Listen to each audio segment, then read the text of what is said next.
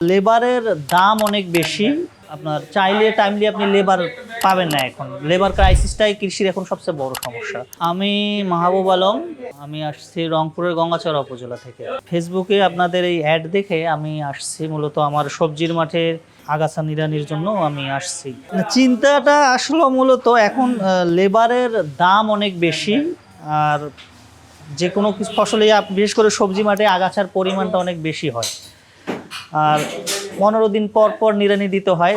তো আপনার চাইলে টাইমলি আপনি লেবার পাবেন না। এখন লেবার ক্রাইসিসটাই কৃষির এখন সবচেয়ে বড় সমস্যা। তো এই মেশিনটা যদি আমি দেখছি ফেসবুকে যদি থাকে, তাহলে হয়তো আমি আমার নিজস্ব কাজ শেষ করার পর বাকি যে সময়টুকু থাকে আমি যেটুকু সেইটুকুতে আমি আমার যে মাঠ আছে সেটা আমি কভার করে ফেলতে পারবো ইনশাআল্লাহ, লেবারের খরচটা কমানোর জন্য এবং টাইমলি যাতে আমার জমিটা আমি নিড়াই নিতে পারি।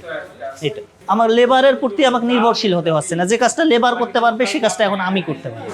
এটাতে যে ফিচারটা আছে, আমি হালকা নিড়াই নিতে পারবো।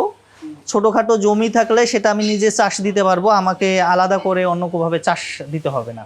এই মেশিন দিয়ে আমি চাষ দিতে পারবো। এখানে আসার পর আসলে এখানে তো প্র্যাকটিক্যালি দেখার সুযোগ কম, যেহেতু শহরের মাঝে। এটা যদি আরও আপনাদের সাথে যদি ফার্ম থাকতো বা মাটি থাকতো, আরও যদি আমি সরেজমিনে কাজ করে দেখতে পারতাম, সে আমার জন্য আরও সুবিধা হইতো।